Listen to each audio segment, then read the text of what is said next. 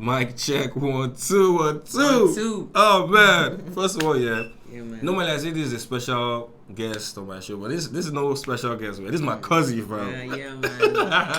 I got my broski Omah. I did tell you, bro. Oh man, he pulled up on me, man, bro. I had to, bro. Oh, come on, my G. I mean, we went to prison together. Yeah.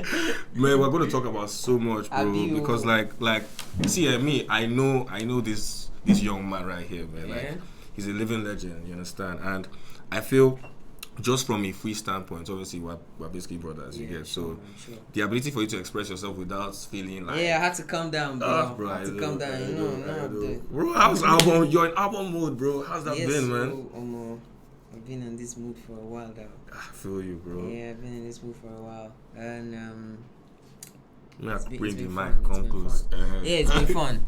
It's really been fun. Of course, bro. But at the same time, it's not been easy. Of course. But I'm sure it's gonna be fire when it's out. I know, Believe bro. me, I trust know, me bro. on that. You know what they say about diamonds, yeah? Yeah. To get them shiny, pressure, bro. Oh yeah? Yeah, man. You apply pressure on diamonds. I tell you. Yes, my G. I So, bro, before I even get to your album, man, let me just tell you my own story about you. I don't even know if I've told you this. So, tell me my story. Okay, so tell me my story. So this is 2020, yeah. Mm-hmm. It's like April, May, June. When did Get Lit get released? May 22nd. April, May, June. Yes. Bro, I'm sitting down at my dining table, yeah, and I'm with my guys. Like UG is around. I think Jules was there too. UG official. Yeah. All of them man are there, yeah. And I'm on Twitter, yeah, and I'm seeing people go like crazy about this EP. And I'm just gonna tell you what I saw. I just saw a purple cover, yeah, with some sick artwork in the middle. I'm just like, who is this person that understands branding? Because for me, just based off the way I used to oil it with now, so you understand, I was very particular with execution. So I was like, okay, let me just listen to this. I heard damn. Bro. I said, oh my god, this is my cousin. I was like, I have to find this guy.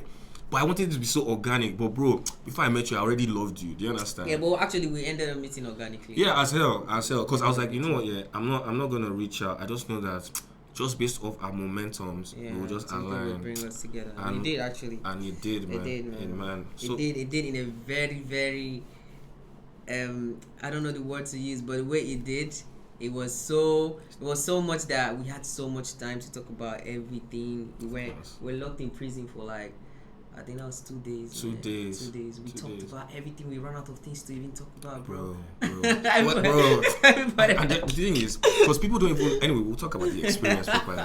But me, I want to talk about like your past, bro, because people don't even know a lot about you. Do you understand? Yeah, actually, I'm actually working on a documentary. I'm working on a documentary. I think after my album is out, or before my album, I might just put out some episodes of it. Of course. Yeah, of course. Yeah, I really want to tell my story. Yeah, as you should. I want to tell my story. How was it like growing up in PH? Well, PH not vibe, bro.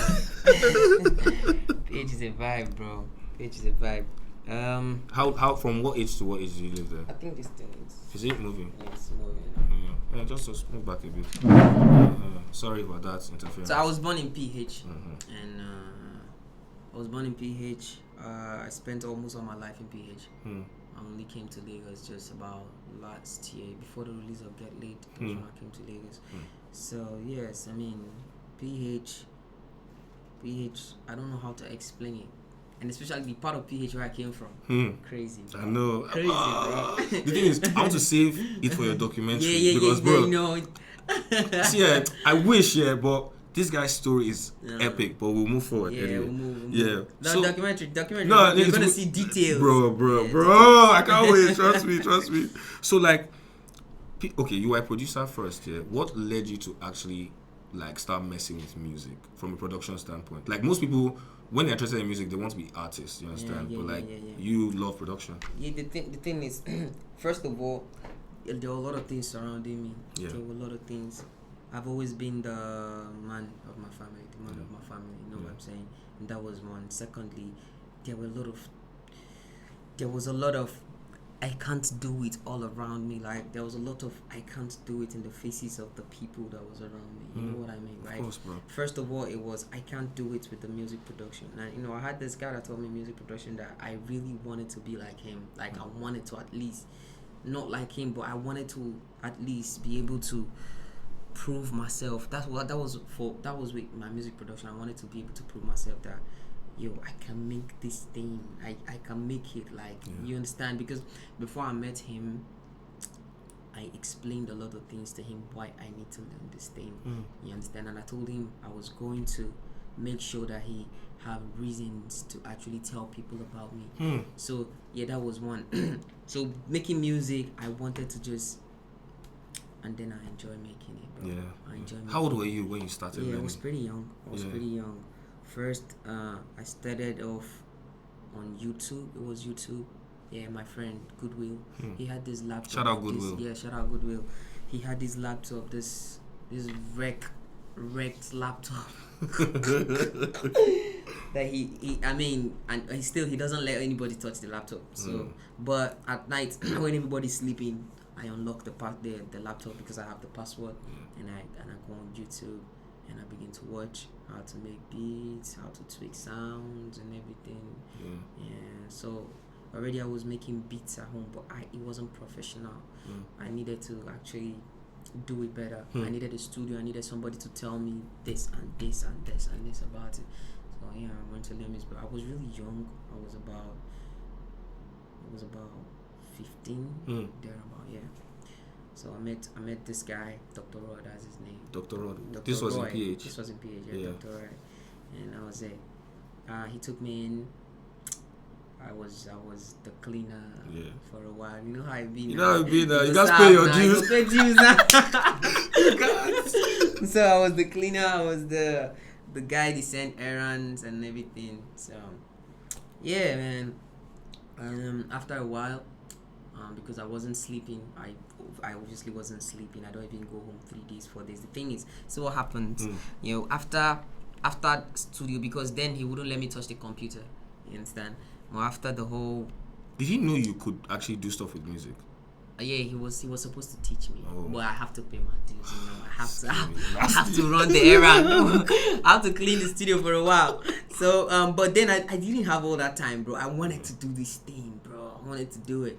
So, what happens is after when we done in the studio for the day, he goes home. Usually, we ride together, like. With our keke, we ride. More that year. So we ride together. He would pay for me. He would drop me where I would go house. He would go house. So what happens is I take spare cash. So when he drops me, I act like I'm taking a taxi to the house. Then when he drives off with his keke, I go back to the studio. And now see what happens.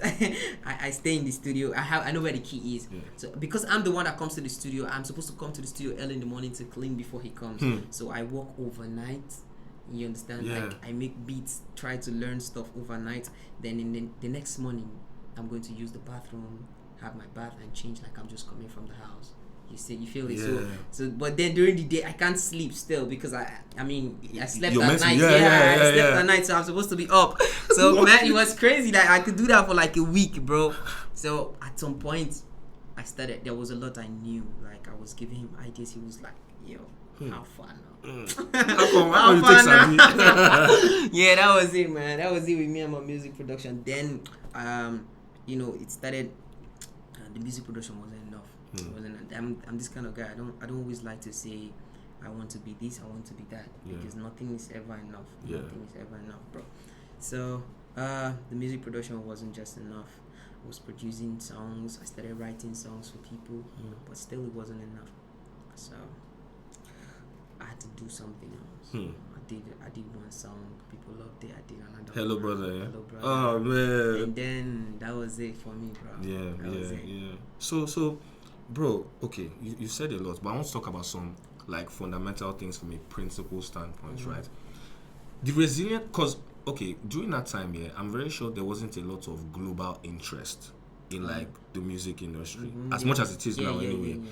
So the resilience you had to do music, like, I know this is it for me. Like, even if there was no internet, like, even if there was not a clear way as a producer to make money, Like, what drove you? First, it was my city. I wanted my city so bad. I wanted everybody in my city to listen to my music so fucking bad. Yeah, man. I need to cut that. No, bro, of course, it's fine now. You can do what you want. Yeah, so there's this set of people that everybody listens to in Port Harcourt, and I wanted without, and then I didn't want to go for shows. You know what I'm saying? I didn't want to, and I've always not liked for myself. I'm speaking for myself. I've always not been the type that want to perform to an audience that doesn't know my song. So yeah, I mean, and I mean, I was getting people. I mean, after I did my first song, people were calling me, but I'm just the type that doesn't want to go for a show where people doesn't know my song. So I wanted to conquer my city so bad, you know, and I wanted to do it as an independent artist. That was what I really wanted to do. So yeah, I mean, I kept pushing. I did the first one, the second one. Radio station started playing it, and I felt that was the start. That was a start. So I kept on going. So they just found the songs online and liked it. And they just found the songs online and liked it. I got a lot of deal, but when Keycard came, they came different, and I took it. Bro. And I moved down to Lagos. Bro. Shout out Ibika, shout out Valo, shout out Marshall, man. Like, yeah, cause bro, like I said, your rollout for Get Laid was different. Oh yeah. I haven't seen anything like it before, bro. Trust me. And the thing is, it's actually just normal. It's actually just normal. First, me, I'm the type that just makes music. You know? I needed to calculate. You know what I'm saying? I needed to calculate anything. But yeah, my team is. I say it over and over and again. My team is the best. Yeah. God is the greatest. God is the greatest, bro. Every day, bro. Yeah, bro. Every day, God. That's epic. Okay, so you moved from PH to Lagos, yeah. And then I forgot. Yeah. No, my please. fans are the craziest. Oh, I never forget that. We'll talk about that now, bro. As in, I mean, I've seen it with my own eyes, bro. These guys fans, bro. First of all, they are everywhere. You understand? Yeah. Anyway, so you moved from PH to Lagos, yeah. That transition, did you feel like, damn, okay, I have some buzz in PH. Now I'm coming to Lagos. Like, it's like a new conquest for me. Like, yes, you know, the thing is, in Lagos it was different. I knew how to make music, but I knew how to make music differently. But when I came to Lagos, I started going to the clubs. You understand? I realized that, oh, this is how music they play in the clubs. This is how they sound. But then, you know, I have my way of doing my thing. You know, so I just had to learn how to actually. Took me time, but I had to learn how to actually balance it with my sound. You know, like do my thing on top of whatever that I'm giving. You understand what I mean? Of course. So yeah, I mean, it was pressure. It was heavy pressure at first because I didn't know whether what I was doing was right, but I was feeling it. You know what I'm saying? I was feeling it. I never did the one way everybody they do. You know, I heard it in the clubs, but I had to do it my way. I had to do it my way. And at first it was a whole lot for me. I was scared if people was gonna accept that. But then I put it out. It was a wrap. I think that's the benefit of actually being a producer as well as an artist. You have the ability to craft your sound and evolve your sound because you hear everything in your head first, right? And as long as you're feeling it, obviously people will feel it as well. Because what tends to carry that is your brand. You understand? And your brand is well oiled, my brother. And my fans. For sure. The fans. They push it. But the fans love you because of the way you present yourself. Last. You know. So yeah, bro. Okay. Get Laid. It's ringing off. You're getting shows left, right, and center. You're performing. And then, before Uganda, did you drop what have you done? You dropped? Yeah, before Uganda. Yeah. You had. So you now drop a second EP. Yeah, that's right. You actually did. You dropped 2 EPs in 1 year. Yeah, I did. Why did you do that? Why shouldn't I? I mean, it's well oiled. I'm mad. well, like, what? Why you just gingered based off man? Omah, the love was too much, man. Coming from where I came from, I had to I had to give them again. Yeah. I had to give them, and they went crazy for me on Get Laid. And my fans went crazy for me on Get Laid. I didn't even expect all of that. It happened so fast. Yeah. So man, to appreciate it, I had to give them what have we done. Yeah, I had to do that. That's crazy, bro. Yeah. So you see on What Have We Done here? Do you know my favorite song? What? Can't relate. No. Godly. No. Confession. You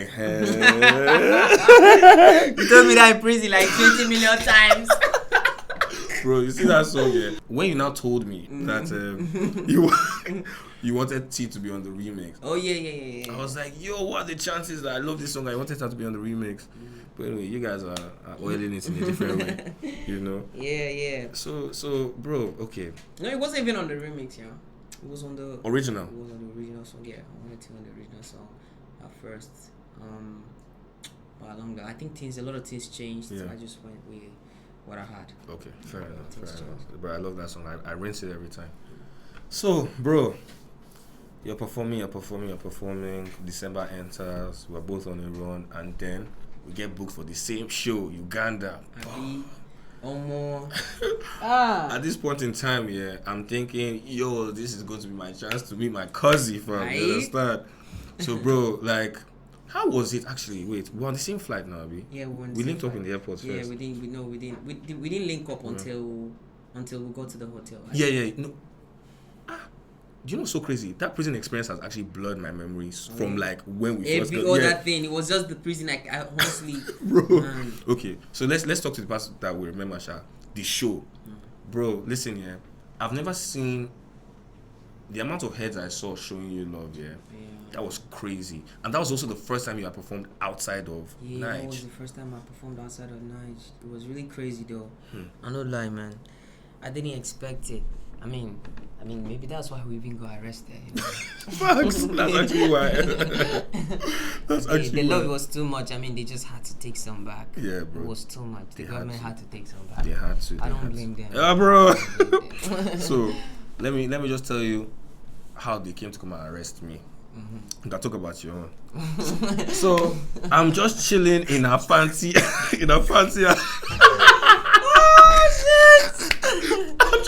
I'm just chilling with Thames. We're in the hotel room, bro. We're looking at the mad views. Next thing, I just get a call from Abika. Yo, bro, what's good? I'm taking his name and say, yo, come on, let's link up. He said, bro, stay in your room. I said, what? He said, guy, stay in your room. I'm like, guy, what are you talking about? He said, guy, they have Omah. I said, what? Who? How? What are you talking about? He said, guy, look, just stay in your room, and don't come out if anybody comes to knock at your door. He calls the call. I'm like, which kind of wahala be this now? Who has Omah? What's going on? Bro, I had no context. Next thing, bro, I just tell Tim, I just got this call from maybe Carmen. She's like, I'm like, yeah, man. Bro, as we're talking, he knock at the door. Bro, I check the pee hole here. I see 5 people, 3 guys, 2 women. And I'm just like, these guys are at the door. So in my mind, I'm just like, okay, what am I going to do now? So we're quiet, bro. We did not see anything. And I heard somebody say, if you guys don't open this door, we're gonna open it. Basically, they had brought the hotel concierge with them as well. Do you understand? So I just told T, I said, you know what, stay inside. So I come out, I'm like, yeah, can we help you? I'm like, yeah, we need to talk to you guys downstairs. I said, for what reason? They said, no, we just need to talk to you about the show that happened yesterday. We want to, just ask you guys some questions about what happened, because I'm sure you guys know that there's currently COVID going on. And I said, I'm so sorry, this conversation should be had with the organizers and the event, because we got booked to perform here and you guys are literally intruding our privacy right now. They were like, yeah, we have to come and actually take the artist. All this what I'm saying, consign them, that they're coming for time. I said, no, you're going to take me. You understand? So let's be going. So I said, just give me a second, let me go and get ready. So I entered. Now, Thames was there with her PA at the time, Salima. So I just told them, I was like, look, yeah, I don't know where they're taking me, but just make sure that you guys pattern up, get changed, pack our stuff, and I'll be going. Do you understand? So they're leading me. Then they take me downstairs to the hotel room, right? And as soon as I open the door, I see my cousin just sitting there. I was like, yo, so this is where they took you. And it was only you there. So I was so confused. I was like, what's going on? So I'm going to stop here, and you go and tell your side. At that point, I was so confused. I didn't even know what was happening. I thought it was just going to be like a conversation. No, but how did it get you there first? I never talk this thing. Oh, yeah. I never talk this thing. This whole Uganda P, it's in my album. Okay, so we'll just yeah, it's in my so album. there's so much we can't even speak about. Yeah. Because I want you to but your part is actually I'm enjoying it. Okay, so I'll continue from there. So first of all, so we sit down and we're just chilling for a while, and then next thing T comes in as well. So it's just the three of us sitting down there, man. And in my mind, I'm just like, man, what's going on here, bro? What's da. The next thing they say they're taking us. What did they say they're taking us to? I think they were supposed to take us to with that police to. They said they're taking us. Yeah. Anyway, cut a long story short, they take us to some police station, yeah. And then before I know it, they're telling us that we're going to stay in jail. Now, okay, cool, no wahala. We don't know how long this is going to last, yeah. Now, as we were in jail, so much happened. And I rather Omah's album come out for you to see. But a lot happened in jail. A lot happened in jail, like, and that was our first night, bro. Like, but I can describe the environment at least for you guys to kind of have like a picture. I wouldn't say the events that happened, but I'll describe the environment. So just imagine a cell probably the size of this room, right? There's a toilet that I don't think they have cleaned probably in the last 100 years. There are insects on the wall. There's no lights. There are rats. Bro, there are rats on the floor. Yeah, that was the first night, right? That was the first night. There are rats on the floor. And then across our jail cell, there are other prisoners. Best believe that we couldn't crash. So based off that, so much happened, yeah. So watch out for Omah's album to hear the things that happened, because nothing when we don't see that night. Nothing when and that was jail. Then the next day they took us to court. No, was that jail? That was jail. That was jail. The next day they took us to court. You guys already saw the footage. Jeremiah, I mean, if you can edit some footage of that jail stuff. So they took us to jail and they took us to court, and court was mad for me because at this point in time I'm thinking, okay, we're gonna get out, right? Then, bro, first of all, how did you feel when you were in court? That feeling, I was just like, man, because I didn't. First of all, the love from the show last night, still all over me. I didn't even expect them to treat me that bad. Yeah, you know what I'm saying. But still, the court. I don't know. I don't know anything to talk. Man, I think plenty like this. You reminded me so much, bro. Yeah, but the feeling was, I thought it was going to just be a thing of, it was not our thing. It was the show promoters, and we should go back to Nigeria and stuff, and they would deal with the show promoters or handle the issue with the show promoters. But then it kept going back and forth, and everybody, they read plenty papers that we didn't understand, and at the end we were sent to Italia. Yeah, man. Italia Minimax PhD. Yeah, man. That's and prison is different from jail, though. Yeah, it's different. Prison is how would I put it? I mean, yeah, you see it on, if you watch Prison Break. That's the vibe. You understand? That's everybody has their own cell. When we got there first, we started thinking how we'd get out, how we escape prison. Bro, the first night, bro, we were like, how?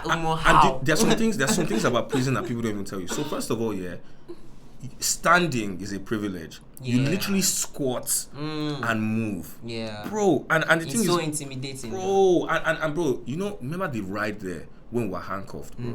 Now you see me, I get irritated very easily, bro. Omah was trying to calm me down throughout. Do you understand? Man. You had to calm down. We know there's this thing with handcuffs. You move too much, you just it gets tighter. Yeah. So and these were rusty and sharp. Yeah, and you were just bro. I was so pissed. And the thing is, I'm bigger than Omah. Do you understand? Yes. So no matter how he tries to click it, like clip me with it, it doesn't work because I'm really skinny. Do you understand? I mean, they had already clipped me tight. So the blood circulation, like my hands were numb, like I was so uncomfortable, bro. So I felt for you, though. I know, bro. I was so, but the thing is, I was not even sad. I was pissed off. Like, let me tell you how pissed off I was. I was like, man, if I could rack all of these guys at once, I would do it, because I was so mad. So, bro, when we were in that bus, I didn't even know they were taking us outside of Kampala, bro. Do you know how long that bus drive was? Yeah, it was about 3 hours. Plus. 3 hours drive. It was about 3 hours. Handcuffed to my cousin. Oh, and they were taking us to, because you need to understand that drive here, now just bush where they see you. You know they see anything. I tell you, bro. Just bush. So we're like, okay, how long is it going to take? 1 hour, 2 hours, 3 hours. Next thing, before I knew it, we just saw some big ass facility. Oh God. And I was like, yo, what? This is for real, This man. is for real, This is for real. That's how I felt when I saw it. This is for real. And bro, when we got down, I'll never forget the first thing they said to you. They said, the first Let's touch my they head. touched his head. This one they cut up. Omah said, yeah, that's the end of my career. Tell me, this is the end of my career. I don't go come out again for like 6 months. Oh my God. But you know what I found very interesting in general about prison, yeah? You know, some of the guys that were there, bro, they were real killers and real, like, you know, our first night there, yeah, bro. Okay, so another thing about prison, yeah, there's no beds, fam. You understand? Like, you're just crashing on the floor and, like, you just sort yourself out there, right? But you know, the guys who were with that in prison, they really made it fun. Yeah, like the organizers, shout out Benji, shout out Ivan, who else am I missing? Benji, Ivan. This is somebody. Yes, now the big guy. Yeah. Big guy. Oh, bro, if you're watching this, I'm so sorry. We were five in the cell, yeah, and like. Anyway, I just want to get to a point. So we crashed that first night. So another thing about prison here, they wake you up with bright lights, bro. Like the lights are bright. But as soon as I woke up here and I opened my eyes, I just saw some guy in front of our cell, just looking at us like this. And I was just looking at him and I sat up.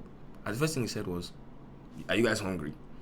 Do you remember? They brought those what was that stuff? There's something they called it. It felt like pancakes. It was like pancakes, yeah. Ah, shit. But these guys just showed us so much love. Yeah. They showed us so much love. But then, like, prison is prison. Wait for Omah's album to hear the album. Wait for my album. Because a lot happened in that prison setting. But yeah, man, I don't want to give away too much. This is like a prelude. Yeah, this is there's so much detail. Too much, actually. Too much. Like, life-changing details. Yeah, it was such a time, man. Yeah, it was such a time. Yeah, I mean, if it wasn't for the prison thing, I don't know. Both of us. No. And that's why our bond is different. Yeah. This is my G. Yeah, for real. Like this one is past music. Like Omah and I talk on a deep level, on a business level, on all levels, you know, spiritual, everything. So it's my cousin, man. So yeah, bro. Now let's fast forward to now. Because, bro, you're about to literally drop one of the most anticipated albums of your era. You understand? Like you're basically the biggest export of your era. You understand? So what can people anticipate from this new project? This album, you know, a lot happened to me. A lot happened with me too at the same time. And like part of what we just said, went to prison. But that's not even up to a quarter of what I have to say in this album. A lot of things had happened to me, and I'm actually going to channel all of that energy, and I'm making this album with it. It's new Omah. It's new me. It is. Yeah. It is. Definitely is. I remember when I was in LA and you called me and we had some deep conversation. Oh, that night, right? Bro, you don't know, after that call I cried. Oh, yeah? What? Guy, because first of all, I was like, for somebody to be this transparent with me about his process, bro, it's my cousin, fam. Do you understand? So, bro, I was like, okay, this album is going to be it. Like, this is going to be it, you know? So, just watch out for that. That drops final quarter of this year by God's grace. Yeah. Your new single will probably have dropped by the time this drops. Oh yeah. My new single will be out like in what's today's date? In July. I think by definitely next month my new single's out. Yeah. My new single's out next month. For sure. So anything you want to say to round up? Because I think we've spoken quite a bit. Oh yeah? Yeah. This is my bro!